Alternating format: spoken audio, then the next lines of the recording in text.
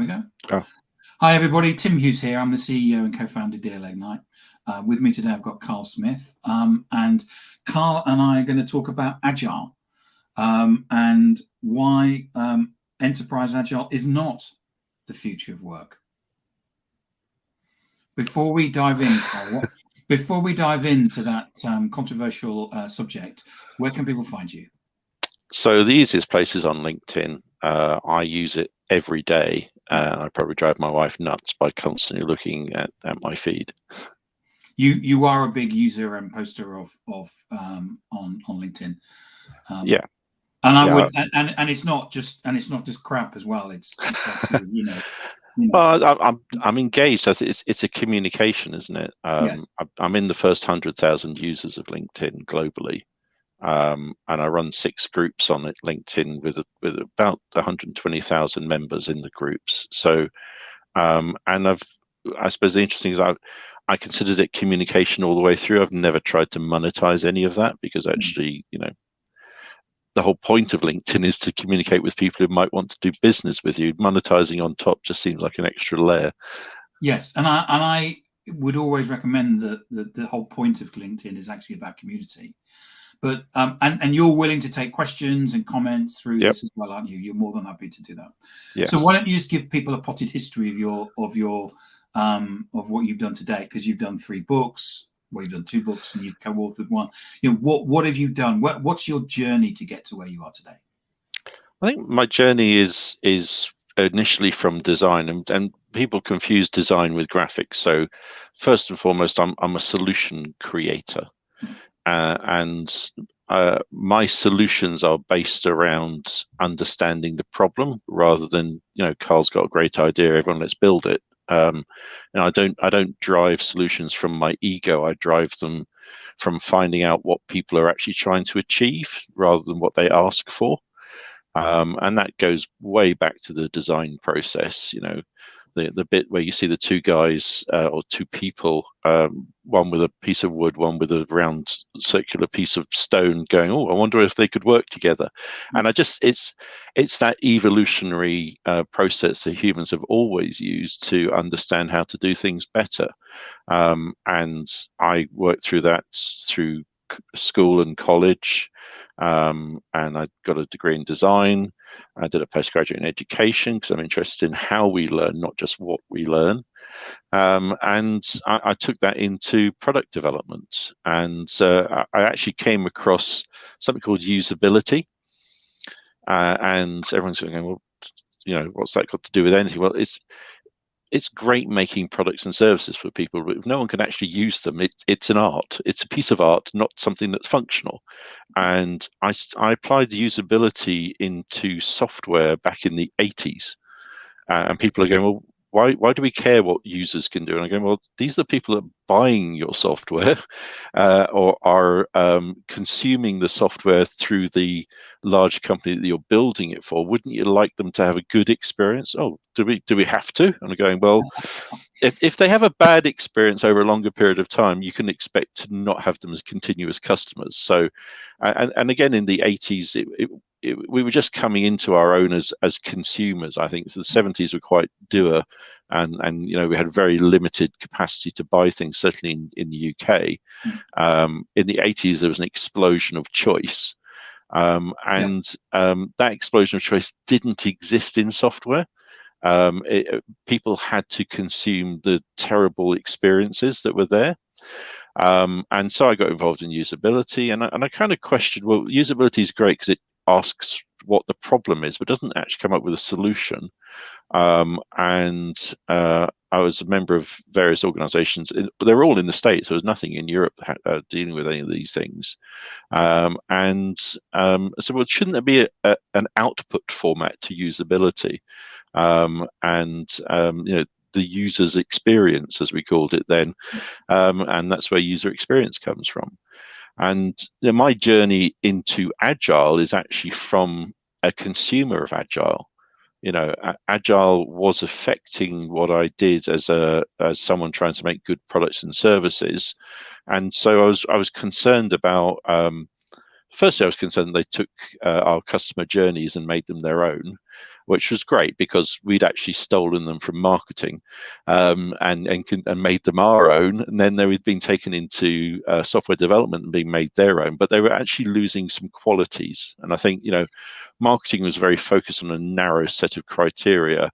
UX has got a much wider set of criteria, and then it went into software and had a much, much narrower set of criteria again.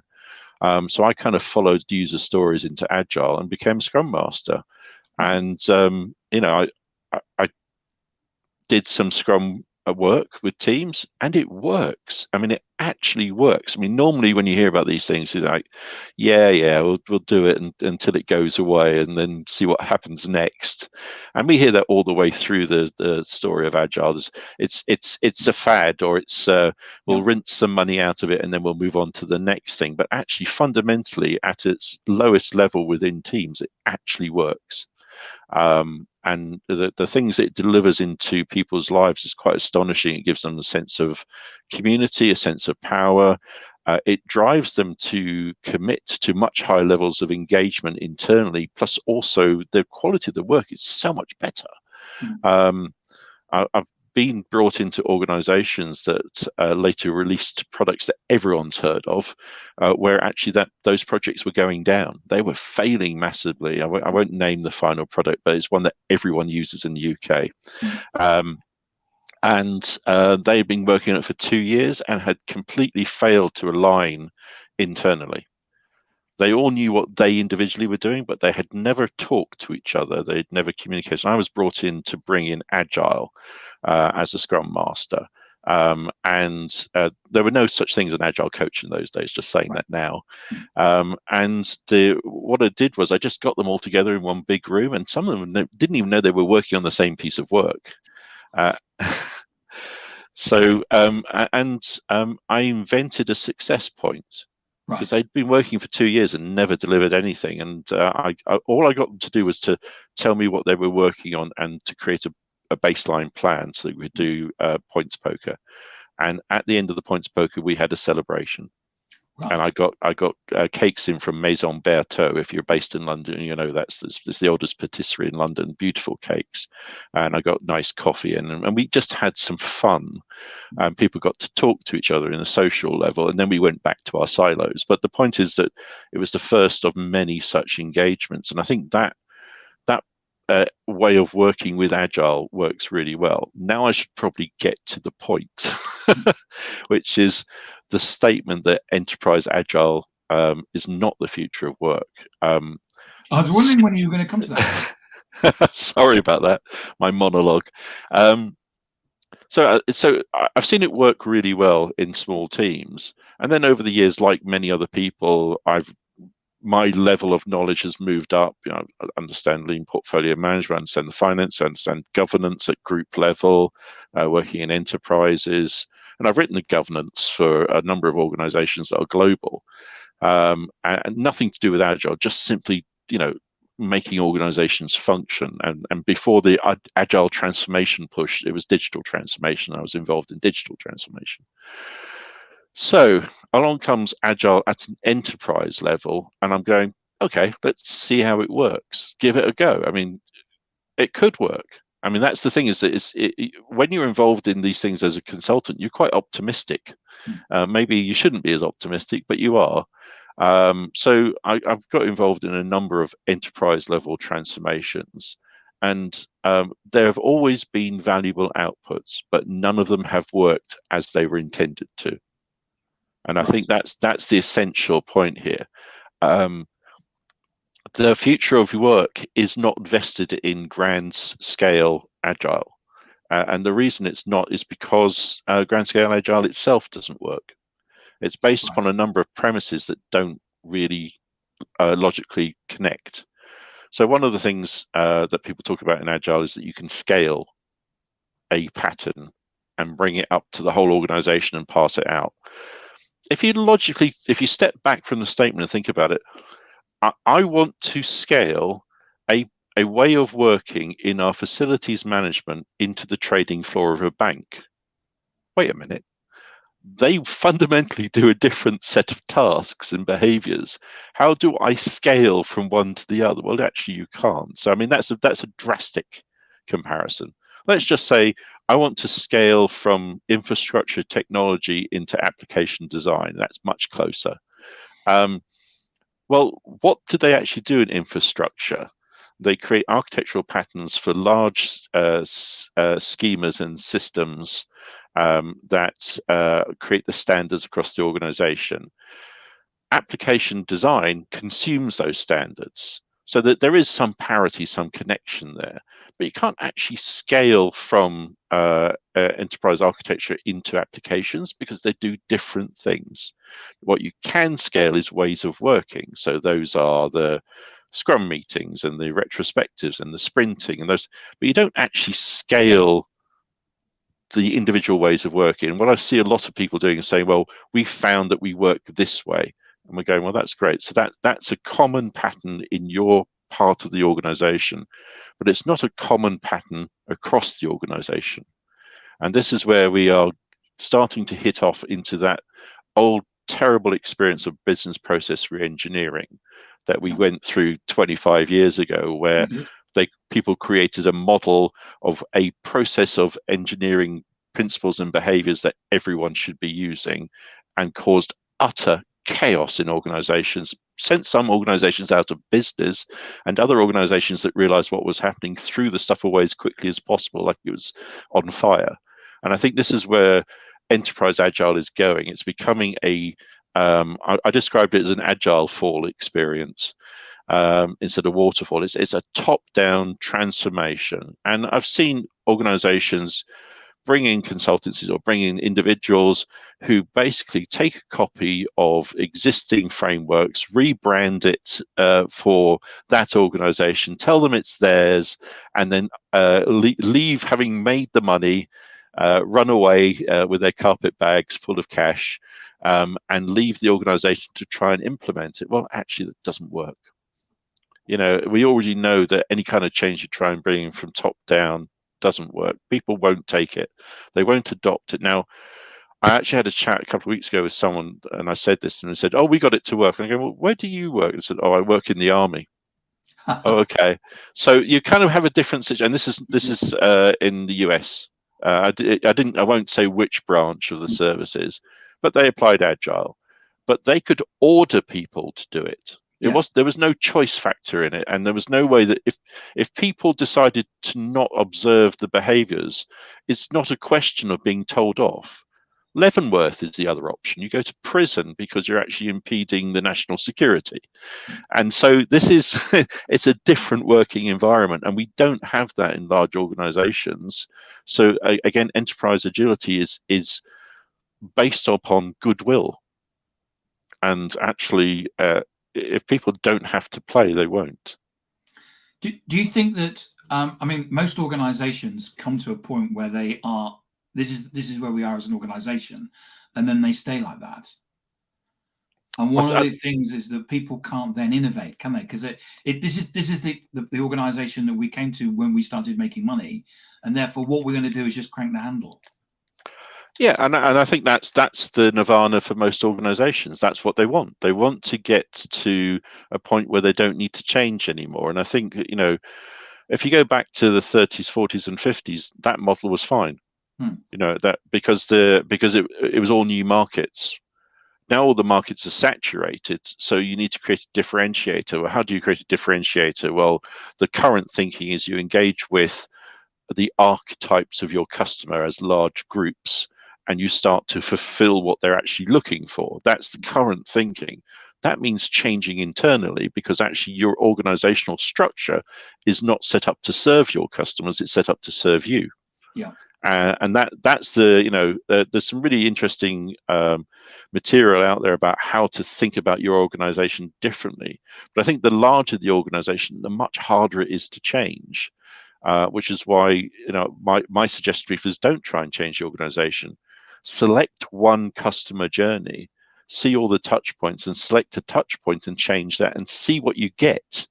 If someone says to me, "Karl, here's 500 million, go away and change my organization," I'd actually say no, because I know that it wouldn't work. because they would expect, a grand plan with all of these gateway points when I'm going to get delivery of things, and I couldn't qualify that as truthful. That would just be fake.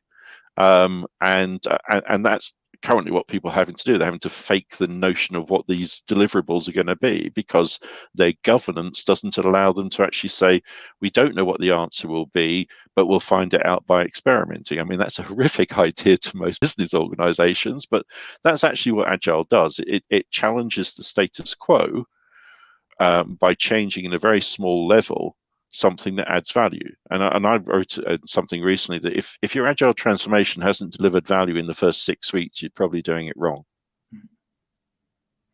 And so what solution? What are you suggesting? What's your recommendation?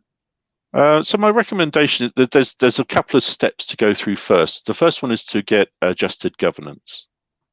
If you don't get adjusted governance, you may as well not try to do transformation. It's a waste of time and money for everyone involved. And by engaging at the governance level in any organization, some organizations are small, so the governance level is one person. Big organization, the governance group is a couple of hundred people. By engaging at governance, you make them aware of the desire to change. You set up an interface with existing governance and a way to work together. It's quite difficult and quite important, because everything that you want to change thereafter is based around what you're allowed to do. And governance exists for a really important reason: to stop the business from making errors that will end people in prison or have huge financial debts to regulators. So it's all for good reason, but without having that initial piece in place, everything else will be crippled. So after governance, the second bit is financial management. We can change and rename anyone's job or role across the organization, but if they're still funded the same way, they can't really do anything differently. So if you can't change your financial management after you've changed your governance, now what I would suggest is, as I say, adjusted governance for a small part of the organization, focused on a customer journey, and then financial management changing to lean portfolio, which is, instead of financing programs and projects, you give a lump sum to achieve an outcome. Yeah. Now, as an experiment in an organization, most organizations already do that with proof of concepts.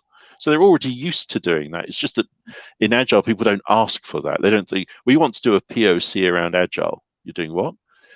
A POC around Agile is exactly the way to go forward, because actually you want to prove that it adds value. Because at the moment, a lot of it comes across as I say, people with sort of the carpet bags ready to take your money and leg it. So adjust the governance, adjust the finance model for within that adjusted governance area.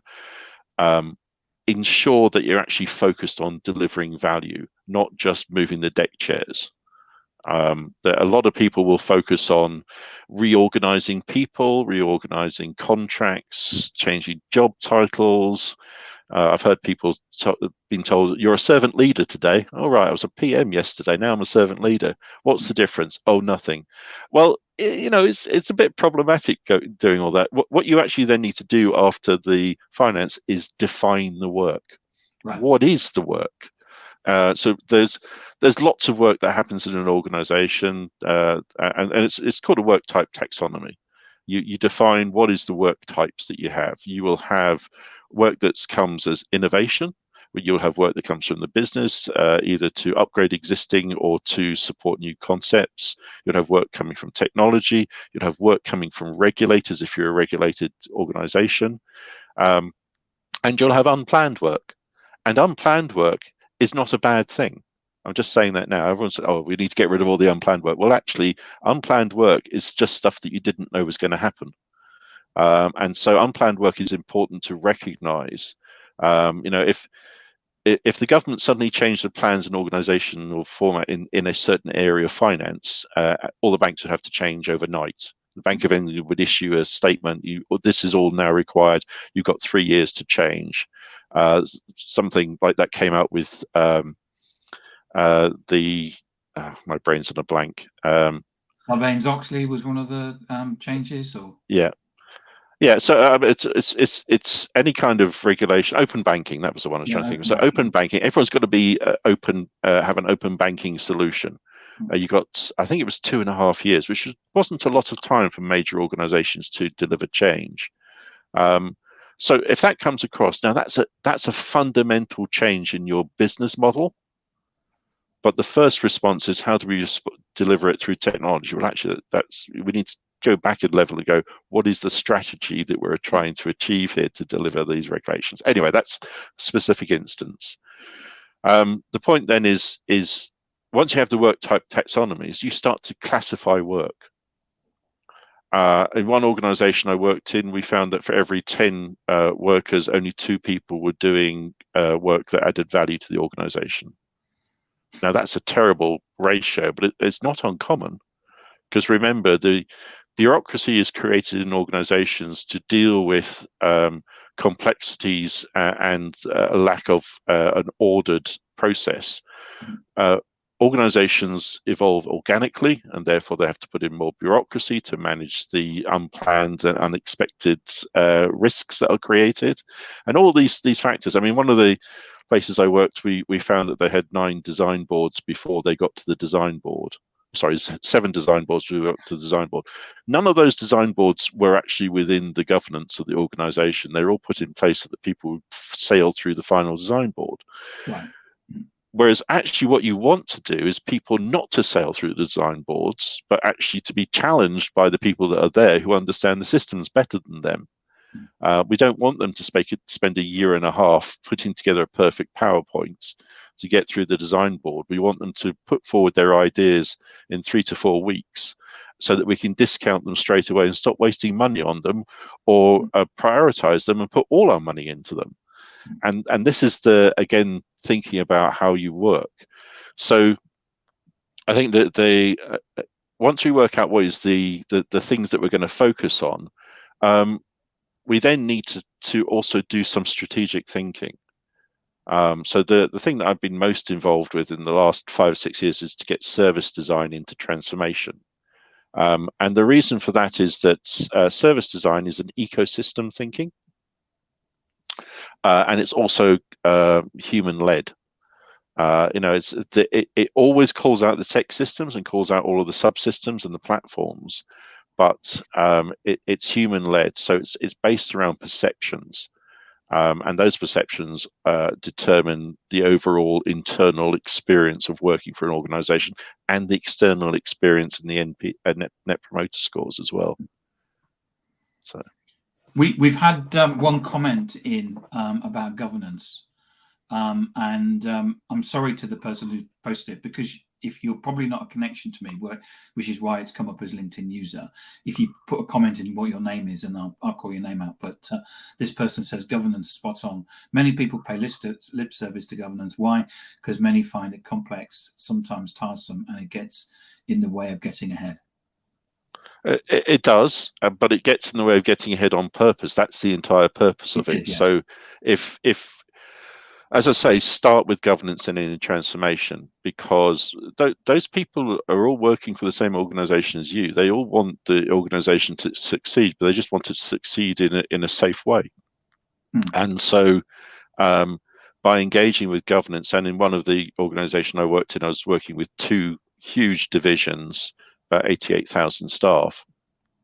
But I was the link to the central governance at group level. And I found them and said, do you know what we're working on? And the project had been going for about 1 year at that point, and no one had communicated with them. And I'm going, okay, so we need to talk about how this works going forward, because you need to change and we need to change, because we can't have all of the things that we want to have because of some of the risk factors it creates. But you can't continue as you have been, because actually you will end up running the business into the ground with stale old governance. And they liked that. They liked the fact that we were willing to engage and reveal our hand. So they engaged, and we actually started to create a better governance model. Fascinating. Karl, thank you so much for coming on today. It's been so fascinating and insightful. And I really appreciate you spending the time with us, especially in. I actually keep the junk out of here, so I live in the junkyard. but it's I always, the thing I love about the pandemic is you see into so many people's houses, and I'm obviously a nosy person. It's always fantastic to see him. But thank you for spending your time today. I really appreciate it. Well, thank you very much, and thank you for having me on. Hopefully, people found it interesting, and we'll still try to transform, but we'll think about it differently. We'll work at the team level. You can actually realistically deliver real value in an enterprise at the team level within 6 weeks. Enough value to show that it could be something that could affect the entire organization. So if people want to carry on with the conversation, best place to get hold of you is LinkedIn? Is LinkedIn. I'm an open networker, and I will receive emails from anyone, unless you're trying to sell me stuff that I'm really not interested in. Not interested in. Karl, thank you so much for today, and I really appreciate it. Thank you. Thanks very much, Tim. Thanks, everybody. Thanks for people tuning